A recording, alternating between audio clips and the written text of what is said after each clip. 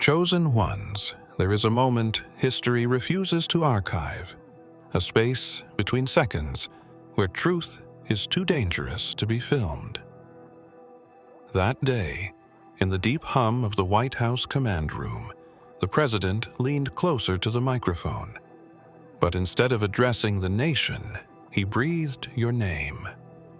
Not loudly, not in a speech, but in a whisper so low, it moved the air like the final flutter of a candle before darkness. Around him, advisors froze. The cameras, those unblinking witnesses of power, flickered once, then died, their red recording lights vanishing as though an unseen hand had pulled the plug. The silence was instant, oppressive.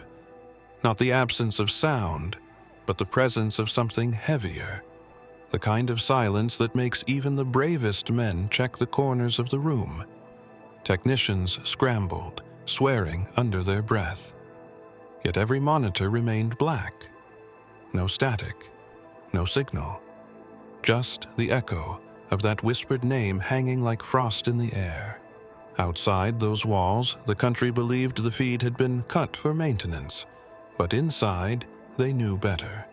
They had been warned about you before, in sealed folders with red tape, in reports read only under guarded light, in rumors passed in guarded hallways, always ending in the same instruction. If the moment comes, the cameras must not see. The president's hand hovered over the desk, his fingertips trembling not from fear, but from the certainty of what you represented. The air itself felt denser, as though reality had shifted to make space for something ancient to walk through. And then, without a word, he turned his chair to face the empty, darkened lenses, as if daring them to record what would happen next. But they couldn't. Something unseen, something older than electricity, had claimed the room. No one moved. No one dared break the stillness, because every soul present understood. The moment your name left his lips, the rules changed. Outside, the world kept spinning, unaware. Inside, the White House walls were no longer part of Washington. They had become part of something else entirely. The room had always carried the low hum of machines, a constant reminder that somewhere, someone was always watching. Yet that day, the air shifted. The hum seemed to fade the way sound does when snow falls heavy. The camera in the corner had been there for years. Its red light, a small unblinking eye that never slept. But in that instant, when the president's lips stopped moving, it dimmed, then vanished, as if swallowed by something that did not belong to this world.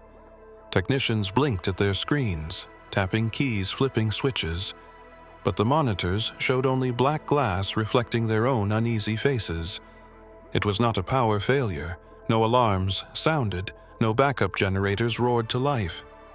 The rest of the White House glowed with light. Corridors still buzzed with activity.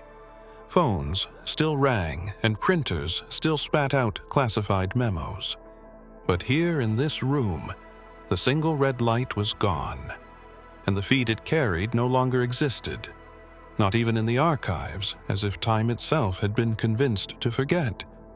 The president remained still, his hands clasped, his breathing steady. He did not ask why the cameras had died, because he already knew. He leaned back slowly, eyes fixed on the blank lens, not in defiance, but in recognition, as though he had been expecting this moment for longer than he cared to admit. Around him, the others exchanged glances, afraid to speak, as if sound itself might draw the attention of whatever force had entered with the silence.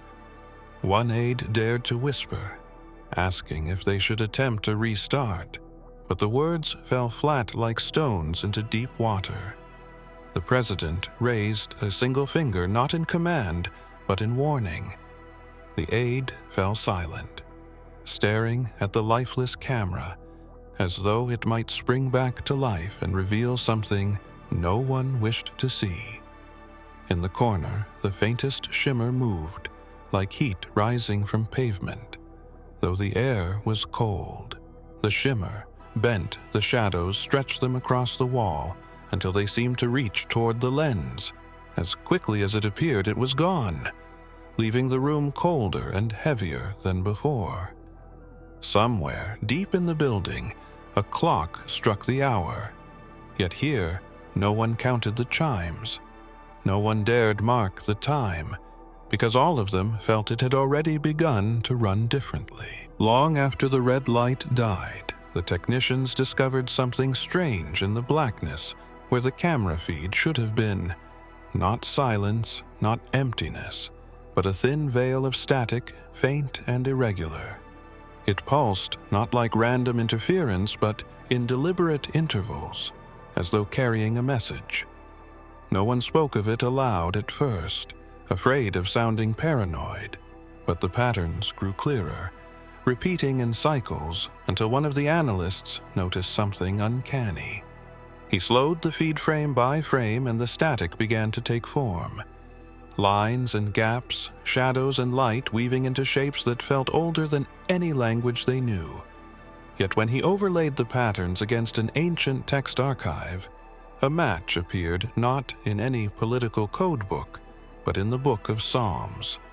The characters aligned perfectly with words few dared speak in such a place. Words of refuge and shadow, and a shepherd who walks with his own, even in the valley of death.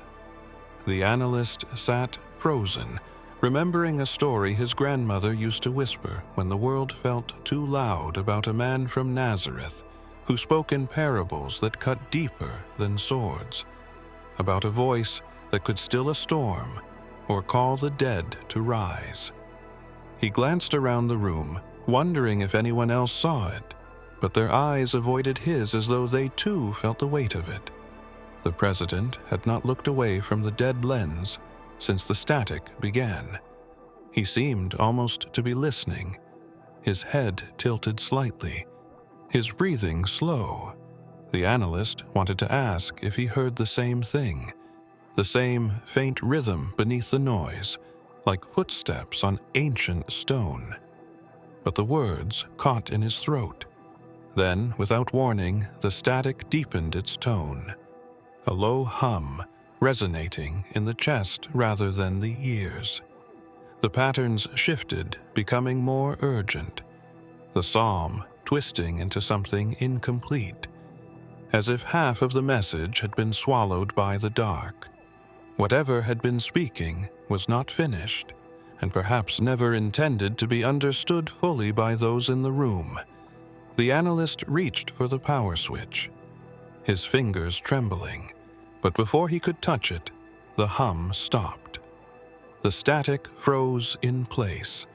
One last fragment of the psalm etched into the void, as if daring them to translate it fully before it disappeared forever. The next morning, the president convened an unscheduled meeting in the lower briefing room, a place where walls felt too close and the ceiling seemed lower than it should have been.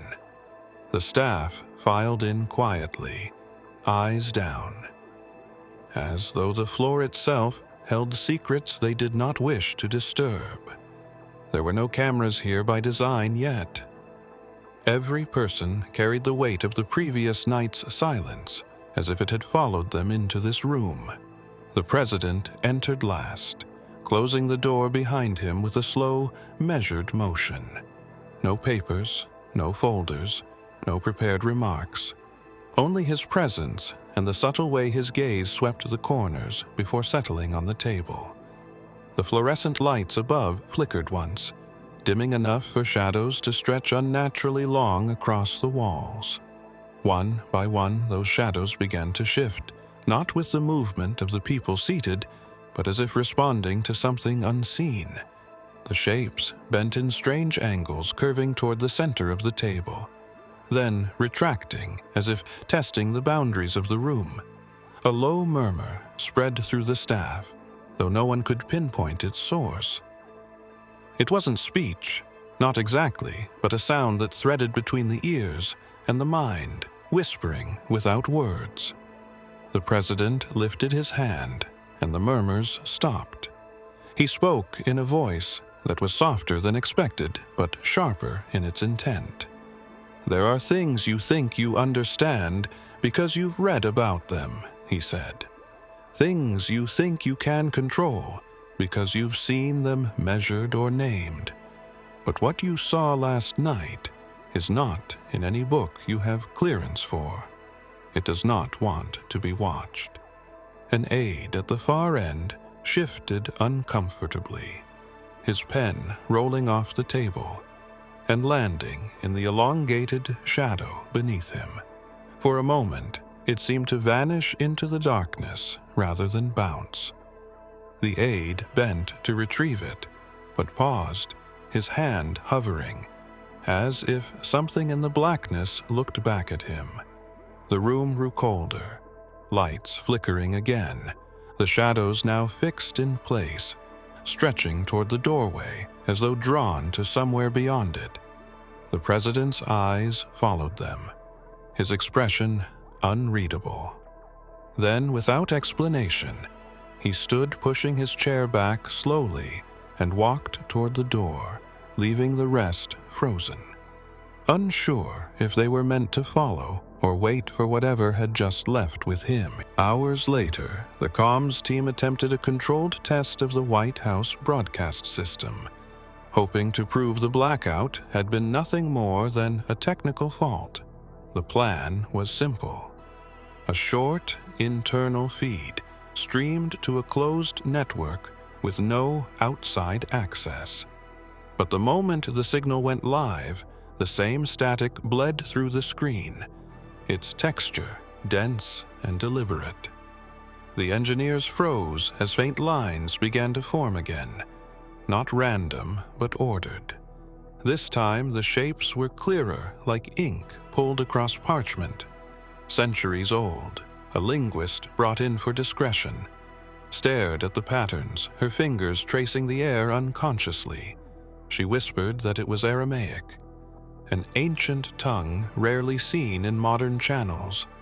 The words aligned with a passage she had only ever read in private study, one recorded from the lips of Yeshua himself, about truth being spoken in the light and secrets being shouted from rooftops.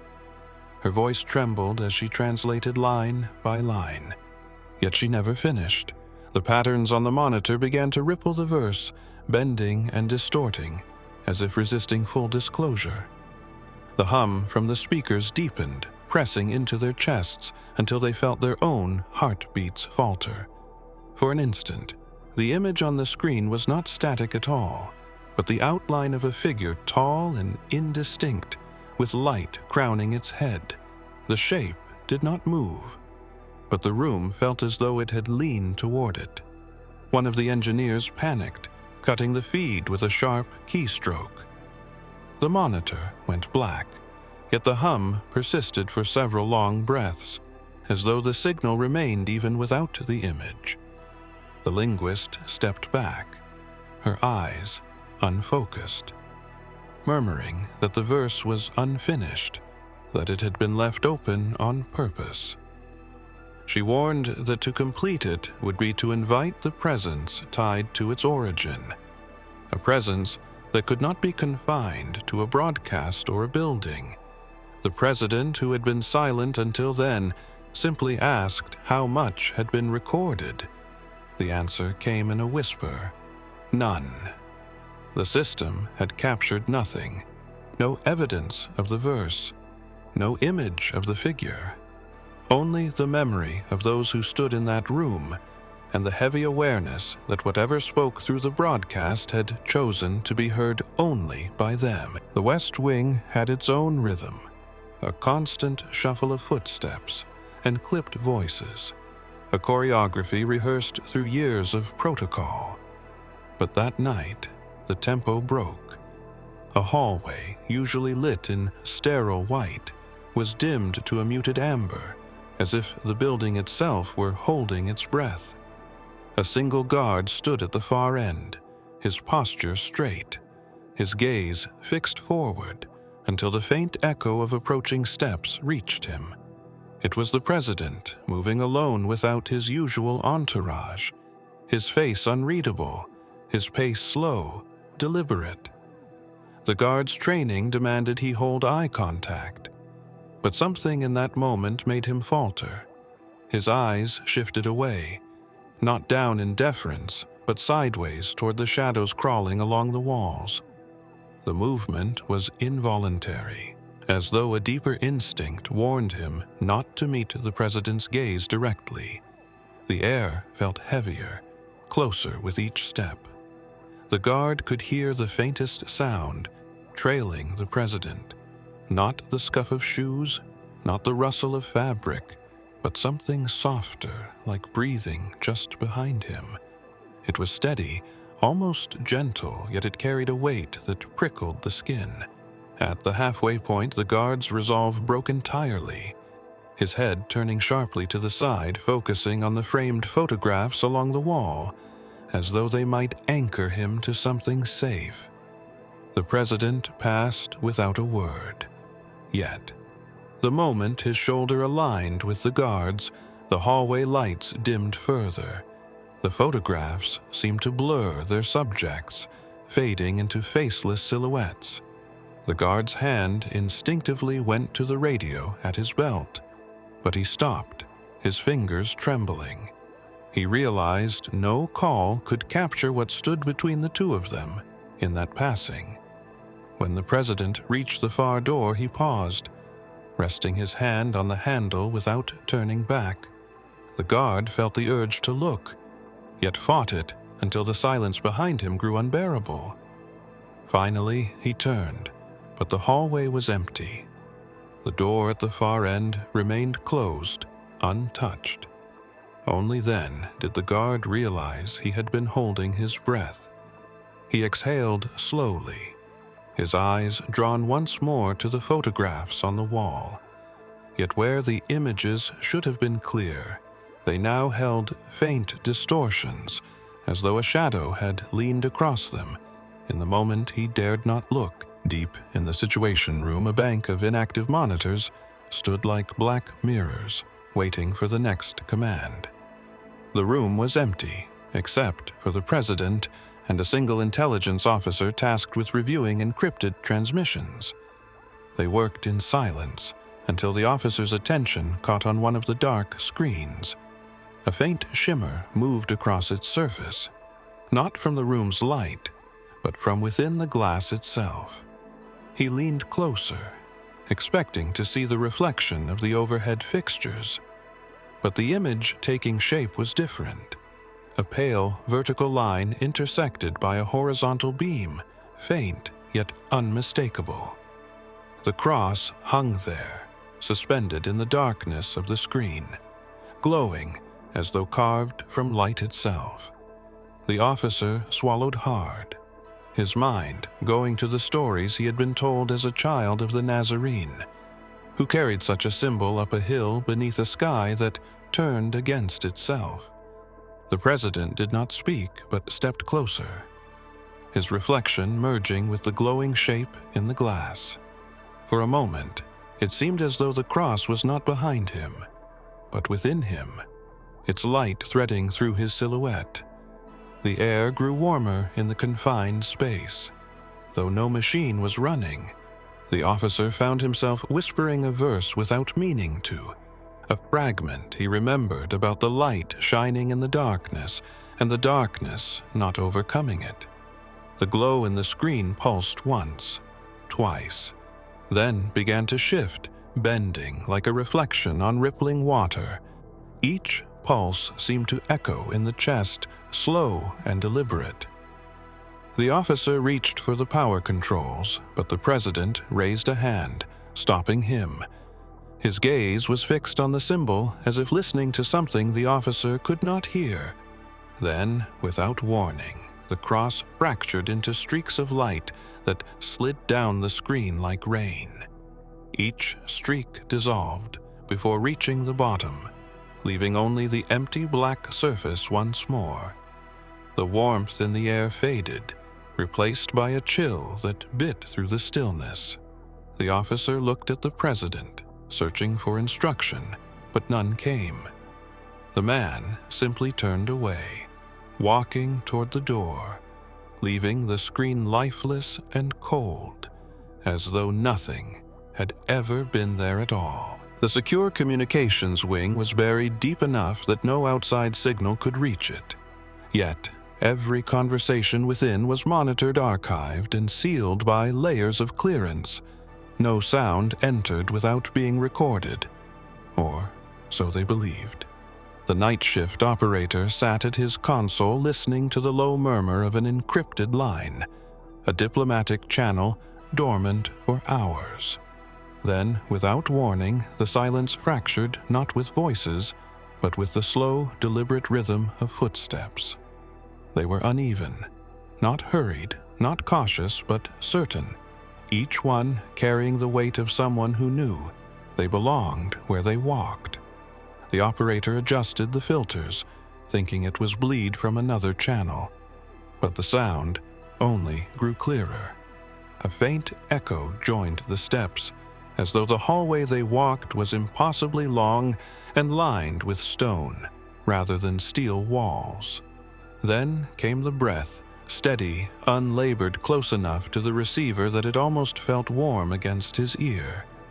The operator's fingers hesitated over the record function, but instinct told him the system was already capturing this. Still, he glanced at the monitor to confirm and froze. The meters showed nothing, flat silence, as if the footsteps were bypassing the equipment entirely. Yet he could hear them louder now, accompanied by a faint sound like cloth brushing against wood. The rhythm was unbroken until a single deep voice spoke 3 words in a language he did not know. The tone was calm but heavy, with an authority that left no space for response. It carried the same presence the operator had once felt standing in an empty cathedral when he was a boy, a presence that filled the space without moving. The footsteps resumed and began to fade, though the operator found himself leaning forward, straining to follow them, as though they might reveal where they led. Then they stopped abruptly, replaced by a low hum that vibrated through the desk and into his hands. The hum swelled for a few seconds before dissolving into a static that did not hiss, but whispered too soft to understand. He tried to replay the feed, but the recording was empty, only a timestamp marking the minutes that had just passed. When he looked back at the console, the channel light was off the line, never having been open at all. In the West Wing archive room, a single monitor displayed the presidential seal whenever the system was idle, a golden emblem against a deep navy field, constant and unchanging. That evening, an archivist was tasked with pulling footage from the last 3 days, though she already knew nothing from the blackout would be there. Still, procedure demanded she check each file one by one. The seal glowed on the monitor as she waited for the next archive to load, but something about its edges caught her attention. The gold rim seemed dimmer than usual, as if dust had settled on the pixels. She leaned closer and saw the colors shifting ever so slightly, the navy darkening toward black, the eagle's wings losing definition. The change was so gradual she wondered if fatigue was tricking her eyes, but then the letters themselves began to dissolve, fading like ink left too long in the sun. She reached for the keyboard to reset the display, yet the keys did nothing. The seal continued to unravel its symbols, melting into the background until only a faint circular outline remained. Then shapes began to emerge within the circle. Unfamiliar at first, but slowly aligning into an older design. One she recognized from forbidden historical images.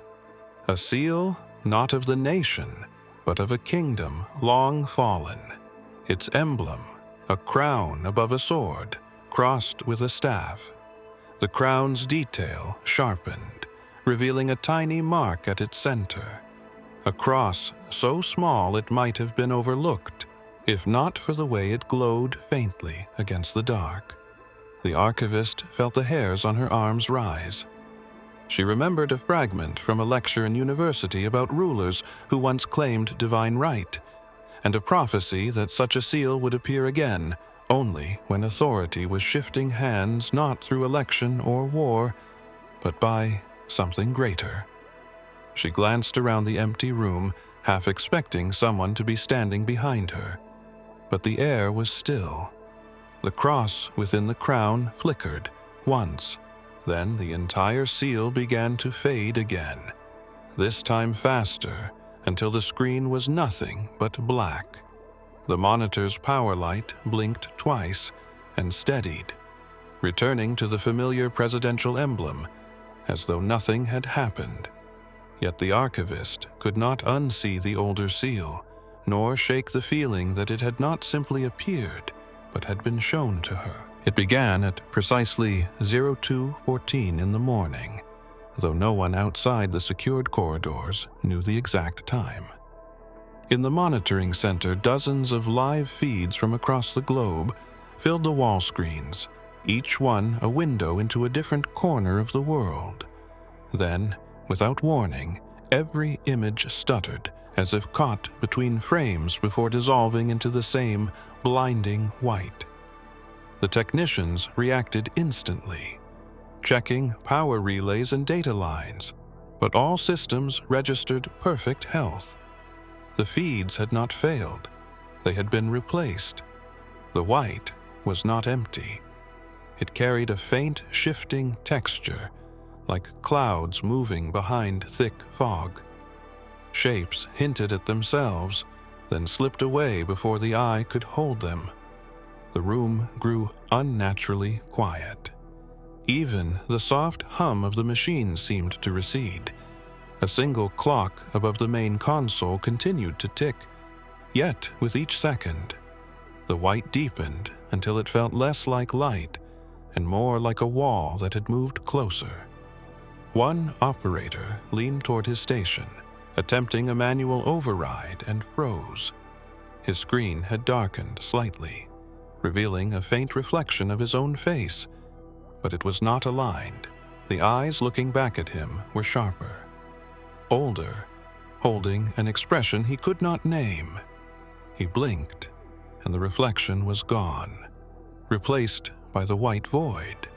The others reported similar moments, glimpses of themselves or strangers in the glare, each one lasting no more than a heartbeat. Then the wall screens began to pulse once every few seconds, each pulse accompanied by a low vibration in the floor. The vibrations grew stronger until a hairline crack appeared in the plaster above the far doorway, not from structural strain, but from something pressing against the unseen edge of the room. The clock struck 02:15, yet the second hand did not move forward.